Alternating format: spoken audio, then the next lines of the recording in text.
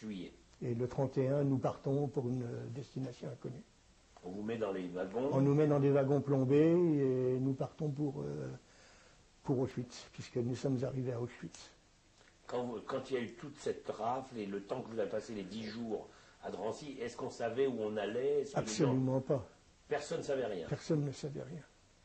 On ne savait rien. Et entre personnes prisonnières, etc., personne ne pouvait savoir, ne parlait pas ou ne savait pas du tout. On ne savait absolument rien. On était loin de soupçonner que... Nous savions que nous n'avions déjà plus de nouvelles de nos familles. Nos familles étaient parties pour une destination inconnue et nous n'avions plus aucune nouvelle. Nous ne savions pas ce qu'elles étaient devenues, bien entendu. Mes cousins, cousines étaient partis un petit peu après. J'ai le numéro de leur convoi, je l'ai noté. Mes parents ont été déportés en 1942. Mes cousins et cousines également, par un convoi un petit peu après. J'ai noté les numéros des convois si vous me demandez les questions. J'ai noté tout ça. C'est pour vous. Oui, alors, pendant ces 10 jours, qu'est-ce que vous faites dans ce camp de Drancy? Rien. Rien. Nous sommes ensemble, nous parlons, nous vivons dans la promiscuité, comme on dit. Hein. Mais nous ne savons pas le sort qui nous est réservé. Nous avons des dortoirs. Je ne me rappelle plus trop comment ils étaient faits, ces dortoirs d'ailleurs. Mais nous vivons, nous avons à manger, on nous donne une ration pour manger. Nous ne sommes pas maltraités. Mais enfin, nous sommes là sans... Vous étiez gardé par qui, là? C'était la police française. Et ensuite, à Drancy, est-ce que vous aviez eu encore des rapports, des nouvelles avec votre famille? Bien entendu, nous n'avions pas perdu contact. Oui, oui. Bien entendu, nous n'avions pas perdu contact avec eux, nous leur écrivions régulièrement. Ils s'inquiétaient de nous, de savoir si nous étions bien. Ils nous envoyaient même des colis. Il ne se passait pas de semaine que nous n'ayons de leurs nouvelles. Et alors, il y a eu un problème avec M. Gaborio, me disiez-vous? Malheureusement, oui. Racontez-nous. La fatalité a voulu que nous soyons déportés, alors que nous aurions très bien pu, Hélène, Armand et moi, être sauvés. M. Gaborio avait projeté de venir nous enlever dans ces centres de l'UGIF. Et il avait projeté de venir nous enlever, nous ramener dans le département de la Vienne et de nous placer chez des paysans parce qu'ils n'étaient pas tranquilles sur notre sort. Ils n'étaient pas tranquilles pour nous. Et il nous avait donc écrit de nous préparer à ce qu'ils viennent et ils nous ramèneraient parce que nous étions relativement libres. Nous sortions régulièrement, bien sûr avec l'étoile jaune, mais nous vivions en liberté dans Paris. Je me souviens même que je connaissais à l'époque le métro comme ma poche parce que, étant dans les plus âgés de ces centres, on me faisait faire beaucoup de commissions, beaucoup de courses pour l'intendance. Hein. Et donc il devait nous chercher et un jour nous recevons une lettre de Madame Gaborio nous annonçant le décès de son mari. Il avait été mitraillé sur les routes par un avion dont on n'a jamais su l'identité, entre Poitiers et Loudun. Et il est décédé, donc malheureusement, elle est tombée veuve. Et donc nous nous étions éplorés, bien sûr, de la nouvelle. Déjà de savoir qu'il ne pourrait plus venir nous chercher, que ce projet était à l'eau, mais enfin nous étions encore dans ce centre. Et donc est arrivé ce 21 juillet où on est venu nous arrêter. Mais sans cette fatalité, nous n'aurions probablement jamais été déportés, ma petite cousine, mon petit cousin et moi. Voilà. Vous êtes donc à Drancy pendant une dizaine de jours à ne rien faire, à attendre. Oui. Et le 31 juillet, qu'est-ce qui se passe alors? On vient nous chercher. On nous emmène à la gare de Drancy. Et nous partons au chant de la Marseillaise, je m'en rappellerai toujours. Parce que là, il y avait les Allemands, hein, il y avait la police française, il y avait également les Allemands. Et on part à pied jusqu'à la gare de Drancy. Les gens nous voient passer en groupe. Certains sont écœurés, d'autres applaudissent. Vous savez ce que c'est? Je me rappellerai toujours de ce truc-là. Hein. On nous a emmenés donc à la gare de Drancy, on nous a mis dans des wagons plombés. Nous avons été enfermés, nous étions une centaine par wagon, et hop, nous avons voyagé, je ne me rappelle plus,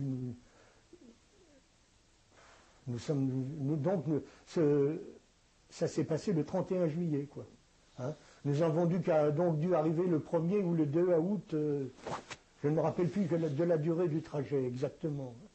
Et vous arrivez où alors? Nous arrivons à Auschwitz. Et vous saviez que c'était Auschwitz? Nous l'avons su, nous arrivons à Auschwitz, on voit Gare d'Auschwitz, on voit Auschwitz, mais nous ne savions pas à l'époque qu'Auschwitz existait, était un camp de la mort. Hein. Alors ça se passe comment? Vous arrivez à Auschwitz? Nous arrivons, on ouvre les wagons, on nous fait descendre à coups de trique des wagons. Là où dans ces wagons, il y avait des gens, des vieillards, il y avait des femmes, il y avait des bébés, il y avait de tout. Hein. Nous avons vécu tout ce transport sans pouvoir descendre de ces wagons, à faire nos besoins dans des seaux, sans pouvoir sortir. Hein. Et enfin, c'est inimaginable, quoi. On ne peut pas décrire. Hein. Mais j'ai vu bien pire par la suite encore. Donc nous arrivons là, on nous sépare, les femmes, les hommes, les gens capables, les gens en bonne santé, les gens en moins bonne santé. Moi je suis séparé de ma petite cousine, de mon petit cousin, on me met d'un côté, on met ma petite cousine, mon petit cousin de l'autre. Nous sommes séparés, je ne les ai plus jamais revus. Dès le lendemain, je savais qu'ils étaient partis en fumée parce quand j'étais mélangé avec les anciens déportés qui étaient déjà dans le camp, c'est eux qui m'ont dit, tu vois, cette fumée, c'est tous les déportés qui sont brûlés, qui partent en fumée et qui... Voilà. Alors vous avez donc subi ce qu'on appelle la sélection. La première sélection. Comment ça se passe à ce moment-là? On nous passe déjà, on nous tatoue. Ah, vous avez été tatoué? Je suis tatoué, je peux vous montrer mon tatouage. Je suis le numéro B 3899, c'est-à-dire B3899, qui est tatoué sur mon bras gauche. Allez, si vous voulez bien. 3899. En allemand, B3899. C'est comme ça qu'il fallait que je l'entende quand il y avait les appels, bien entendu. Il fallait que je comprenne. Nous sommes donc tatoués, tondus sur tout le corps. Vous êtes habillé comment à ce moment-là? On nous met des costumes rayés, le costume on nous habille avec le costume du déporté, avec le costume rayé, avec le triangle jaune, comment dirais-je, comme vous avez dû en voir tant déjà, hein, Ouais, avec immatriculé juifs, français, un F. Un triangle avec déportés politiques juifs français, puis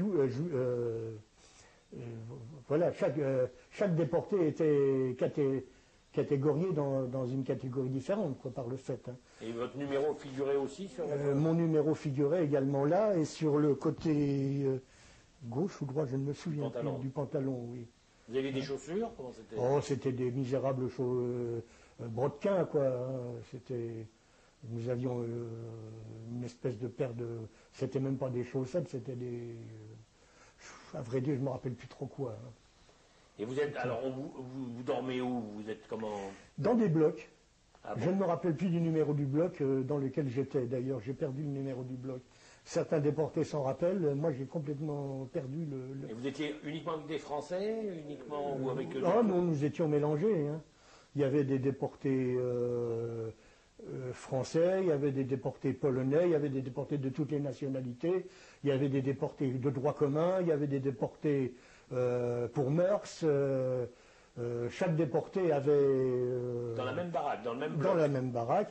Il y avait des capots, il y avait des Vorarbeiter, il y avait des... Qu'est-ce que c'était les capots? Les capots, c'était ceux qui nous commandaient dans les commandos.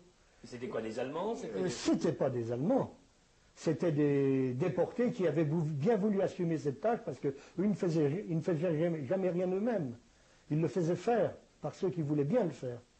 Qui, pour une gamelle de plus ou un truc comme ça, vous savez, il y avait beaucoup de droits communs, hein, il y avait des Vorarbeiter, c'était pareil. Hein, Qu'est-ce qu'on appelle les Vorarbeiter? C'était un petit peu pareil, c'était les chefs de travail, quoi. Hein. Ah d'accord, ceux qui distribuaient le travail. Voilà. Et qui étaient des déportés eux-mêmes. Qui étaient également des déportés. Mmh. Et alors comment on vit dans cette baraque, dans ce bloc? On vit mal. Il y a un lit, il y a des lits à étages, hein, à 3 étages, si je me rappelle bien. Il y en a, moi j'étais au milieu d'un lit.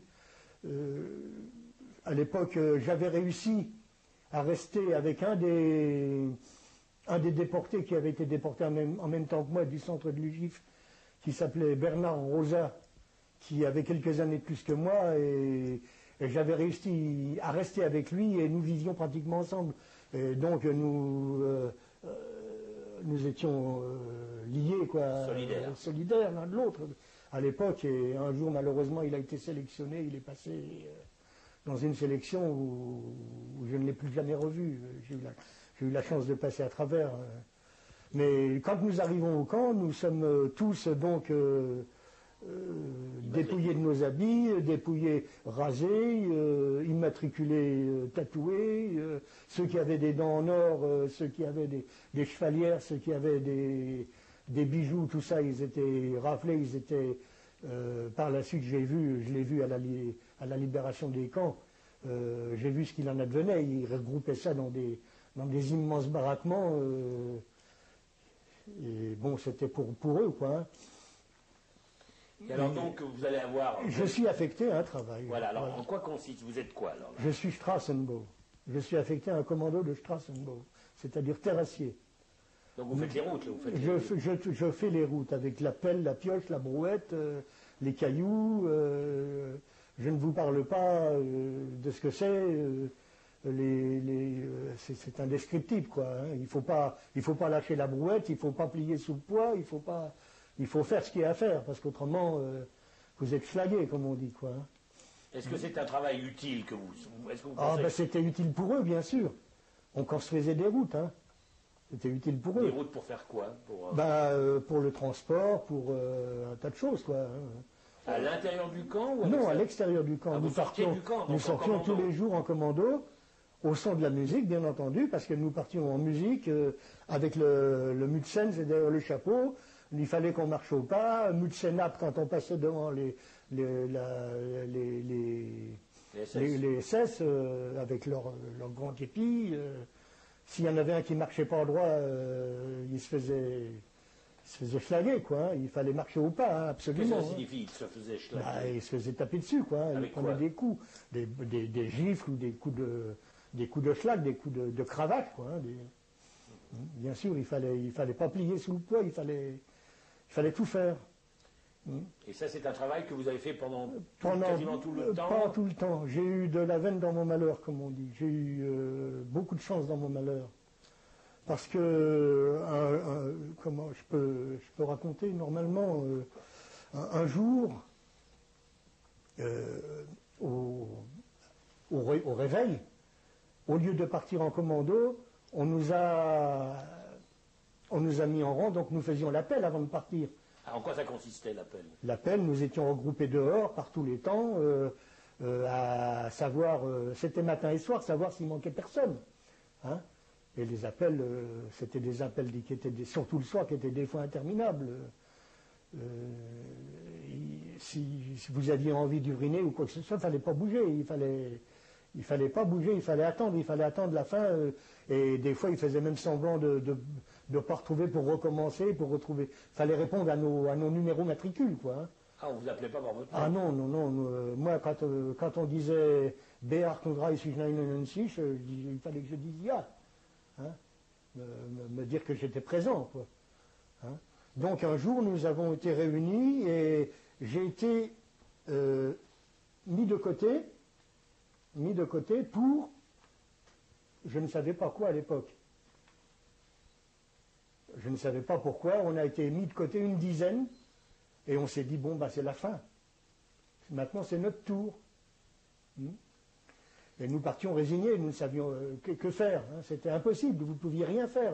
Premièrement, nous étions trop affaiblis. Nous ne pouvions absolument rien faire. Il n'y avait pas de possibilité de s'évader, il n'y avait rien. C'était... Enfin, je ne peux pas décrire, c'est trop difficile, trop dur. Racontez. Trop dur. Enfin, nous avons été mis de côté, et là, on s'est dit, bon, bah, c'est la fin pour nous. Et en fait, ils nous ont mis des piels et des pioches dans les mains, et des brouettes. On a dit, bon, bah, si on nous met des outils dans les mains, C'est pas pour aller au four crématoire, c'est pas pour aller à la chambre à gaz ni quoi que ce soit, c'est pour aller travailler. Effectivement, il nous a emmenés dans un commando extérieur qui se trouvait à environ 3-4 km du camp et qui s'appelait Hygien Institut SS und Polizei, où il y avait des travaux à faire dans l'intérieur du camp. Et dans ce camp, il y avait des SS, il y avait des déportés qui travaillaient, des savants, des docteurs, un tas de choses. Mais je l'ai su par la suite qu'ils ne faisaient rien pas de trucs sur des cobayes humains ni quoi que ce soit. Là, c'était uniquement, ils analysaient les aliments, ils fabriquaient de l'ersatz, ils faisaient un tas de choses comme ça. Qu'est-ce que c'est l'ersatz? L'ersatz, c'est des imitations pour la nourriture. De nourriture, un tas de choses. C'est ce qui se passait dans ce commando. Et donc, j'ai travaillé, on m'a affecté, on m'a mis dans un endroit où il fallait que je remette des cailloux, que je rebouche des trous. Et j'étais là, tout seul, passe un Obersturmführer, un gars donc avec un SS, ni plus ni moins. Il me regarde. Bon, ben moi, je ne le regarde pas. Hein. Et il me dit, qu'est-ce que tu fais là, was machst du nicht? À l'époque, j'arrivais à comprendre l'allemand, maintenant, bien sûr. Je lui explique vaguement que je lui montre des portées à Jude qui fait. Alors, il me dit, quel âge as-tu? Alors, je lui dis, alors il hoche la tête comme ça. J'ai senti que cet homme n'arrivait pas à comprendre. Il lui est passé certainement quelque chose dans la tête, je ne sais pas quoi. Peut-être un sentiment d'humanité, je ne sais pas. Il m'a dit, tu viens avec moi à mon bureau. Il m'emmène, il me dit, tu vois, qui fait... alors il me demande, qu'est-ce que tu fais? En allemand, on arrivait à se comprendre en parlant, qu'est-ce que tu faisais Je lui explique que mes parents étaient déjà déportés, que je ne savais pas ce qu'ils étaient devenus, que moi j'avais été déporté à mon tour, que j'étais dans un centre d'enfants, où j'apprenais le métier de menuisier. Je lui explique vaguement tout ça. Alors il me dit, ich habe einen Tischler. J'ai un menuisier, ich habe einen Tischler, ich habe einen Tailleur. Jude, von Berlin. Il m'explique qu'il travaillait pour son compte, un juif menuisier, juif berlinois, et un tailleur berlinois qui travaillait pour lui. Qui n'était pas trop malheureux, il l'avait affecté à son commando, à leur commando, et donc il faisait des travaux pour eux, pour leur compte personnel, voyez-vous. Il me dit, si tu veux, je te fais rentrer dans ce commando. Tu travailleras avec ce juif berlinois qui travaille pour moi.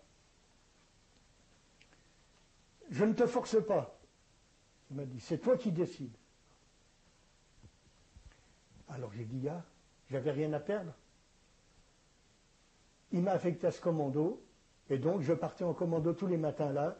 Je travaillais dans ce commando, donc j'étais dans une salle, je travaillais avec ce vieux berlinois dont je ne me rappelle plus de nom. Il me faisait scier des bouts de bois, il me faisait raboter la varlope. Bon, c'était pas trop dur, hein. J'étais pas martyrisé. Et en plus, j'avais une nourriture convenable. Ils me donnaient leur nourriture à eux. Donc, j'étais pas trop malheureux. Ça a duré environ un bon mois, 1 mois et demi, 2 mois. Je ne pourrais plus dire exactement combien de temps ça a duré. Hein. Mais c'est probablement ce qui m'a sauvé la vie. Hein. Parce que ce qui m'est arrivé par la suite est absolument infernal, quoi. Et tous les jours, vous retourniez dans votre bloc? Ah, bien sûr. Et il y avait toujours ces appels et ces choses. Toujours ces appels, mais enfin, dans ce commando, c'était moins dur que de faire le métier de terrassier. Hein, et de casser des cailloux, de transporter des brouettes pleines à craquer, et un tas de choses comme ça. Et donc, j'allais dans ce commando, je rentrais le soir, j'arrivais même à ramener de la soupe, la distribution de soupe normale du camp, j'arrivais à la ramener, à la donner à mes copains. Hein, pendant un certain temps, je la planquais sous mes vareuses. Et donc, j'ai réussi pendant un certain temps à ne pas être trop malheureux, disons. Ça a dû durer environ 1 mois et demi, 2 mois. C'était avant ce fameux 18 janvier 1945 dont je vais vous parler bientôt. Alors là, nous sommes encore en 45. Nous sommes en 44, entre pardon. 44 et 45, voilà. Donc je suis arrivé donc le 31 juillet, Le 2 donc, août. le 2 août environ à Auschwitz. Donc pendant 5 mois, 6 mois. 5-6 mois, j'ai travaillé comme terrassier. Et ensuite à la menuiserie. Et ensuite dans ce Institut spécialisé. dans cette espèce d'hygiène institut. Voilà. Alors là, nous arrivons au moment difficile. Au moment très difficile. Alors vous allez nous raconter. On arrive donc, c'est l'hiver 44-45. C'est l'hiver 44-45. Un hiver Vous extrêmement savez, rigoureux. extrêmement rigoureux. Vous savez où se trouvait Auschwitz. Sur la carte, sur les cartes, je pense que je n'ai pas besoin de vous dire dans quelle région ça se trouvait. Hein. Vous pouvez le dire, vous pouvez le dire. Ça se trouvait dans les Hauts-de-Silésie, du côté de Cracovie, enfin, je ne sais plus exactement dans les coins là, quoi. Hein. Et c'était très très dur. Donc cet hiver était particulièrement dur. Hein. On voyait même dans les blocs quand on arrivait des chanats, les glaçons descendaient jusqu'au sol. Hein. Tellement il a fait froid. Tellement il a fait froid. Hein. Et nous savions que nous entendions le canon. Alors là, Le canon. on est en janvier ou en décembre Nous sommes en janvier. En janvier 45. Nous sommes début janvier 45. Nous savons que la guerre elle n'est pas loin. Nous savons que la guerre n'est pas loin. Vous aviez Mais des nous informations entendons le canon au loin. Nous savons, puis nous avons quelques petites informations. Quand même, je ne sais pas par quel miracle nous arrivons à avoir quelques petites informations. Mais nous entendons le canon. Et le 18 janvier, ils nous évacuent tous des blocs à coups de schlag. On nous met dans des wagons découverts. Non, même pas. Non, c'est pas que je dise pas de bêtises. Je vous prierai de couper ce passage parce que c'est pas l'ordre chronologique. Hein. Là, en ce moment, je suis tellement ému que que je mélange tout. Hein. Voyez-vous. Bon, je reprends un petit peu mon souffle là. Donc ce 18 janvier arrive, on nous emmène, on nous évacue des blocs. On nous évacue des blocs. Tous les blocs sont évacués. On nous met sur les routes et il y a des colonnes interminables de déportés qui marchent. Nous sommes, je ne pourrais pas dire le nombre de déportés, mais c'était une véritable vague humaine de flux et de reflux au fur et à mesure que les gens devant arrêtaient, les gens derrière arrêtaient, c'était épouvantable. À pied alors À pied. Ah Nous bon avons marché pendant 2 jours à pied, 2 jours dans la neige jusqu'aux chevilles. Hein. Le premier qui tombait, soit de fatigue, soit de s'écrouler pour une raison ou pour une autre, prenait une balle dans la tête. C'était un véritable enfer. Les balles sifflaient autour de nous, là. Il y a eu je ne sais combien de morts. C'était une véritable marche de la mort. C'était atroce. Je ne sais pas comment j'ai pu en sortir. Hein. Je me suis même vu à dormir debout. J'ai dormi debout. Je me suis vu dormir et me réveiller en sursaut parce que si je tombais, je prenais une balle. Ensuite, nous sommes arrivés, au bout de 2 jours, dans un camp qui s'appelait Gross-Rosen, camp qui est sur les cartes, je ne sais plus à combien il est situé d'Auschwitz, il est à une bonne centaine de kilomètres. Donc nous avons marché pendant 2 jours, 2 nuits, avec très peu d'arrêts. La fatigue en a fait tomber plein et qui de toute façon qui ne restait pas en vie, parce que s'il n'était pas mort d'épuisement, il prenait une balle. Hein. Je vous l'ai déjà dit. On liquidait les gens qui tombaient. On liquidait les gens qui tombaient, voilà. Et donc, nous sommes arrivés dans ce camp de Gross-Rosen, on nous a mis dans des baraques, où nous sommes restés 2 jours sur du fumier, à même le sol, sur du fumier, sans pouvoir bouger. Nous sommes restés 2 jours et 2 nuits sans bouger. Nous ne savions pas ce qu'on allait faire de nous, et nous sommes restés 2 jours en transit. Nous étions là, nous faisions nos besoins sous nous. Il n'était pas question de sortir. Il n'était pas question de pouvoir bouger. Enfin, bouger, je me comprends, de faire un mouvement. Hein. Après ces 2 jours, nous sommes donc arrivés, nous étions donc le 18, 19, 20, c'est donc le 21, Janvier le 21 janvier 45, ça doit être le 21, ça ne peut pas être autrement. Le 21 janvier 45, on nous a donc évacués de ces blocs, de ce camp de Grosse-Rosen, et on nous a mis dans des wagons découverts, des plateformes, des véritables plateformes, avec des ridelles tout autour. 100 par wagon, les uns sur les autres, plein hiver. Il faisait peut-être, je ne sais pas, moins 15, moins 20, peut-être plus, peut-être davantage encore. Et debout, là, debout. Debout, couché, on s'arrangeait, on essayait de se mettre comme on peut, on se blottissait les uns contre les autres pour se réchauffer. J'ai beaucoup de chance d'avoir été dans les plus jeunes parce qu'il y avait quand même beaucoup de solidarité. Et je me souviens des vieux qui me frottaient les mains, qui me frottaient les pieds pour que je n'ai pas les pieds et les mains gelés. Il en est mort des quantités inimaginables. À un moment donné, nous sommes restés 6 jours et 6 nuits dans ces wagons, sans manger, sans boire. Nous n'avons pas absorbé la moindre nourriture ni la moindre boisson pendant 6 jours et 6 nuits, dans ces wagons. Alors les gens tombaient comme des mouches. Comme des mouches.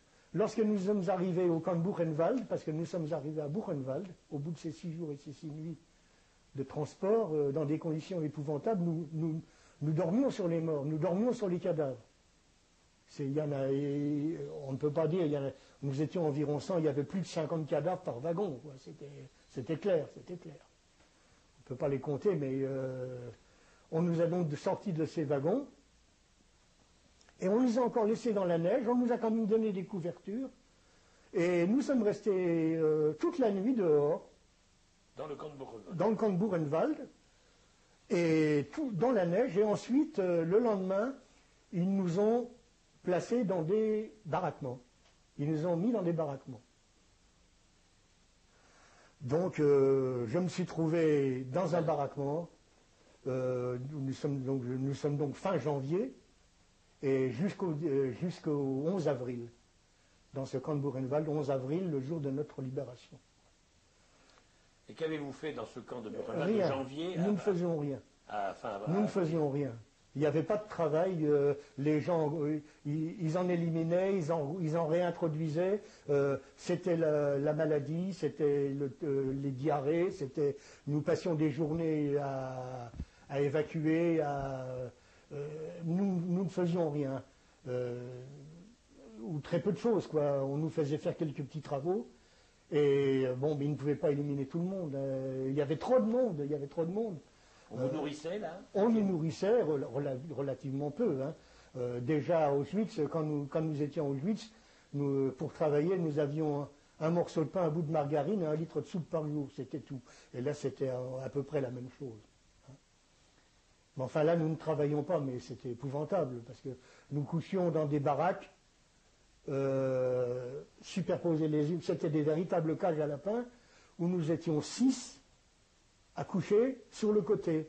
Quand nous voulions nous retourner la nuit pour la fatigue, il fallait qu'on se conjugue tous ensemble pour le faire, parce qu'autrement, un seul n'aurait pas pu bouger, c'était pas possible.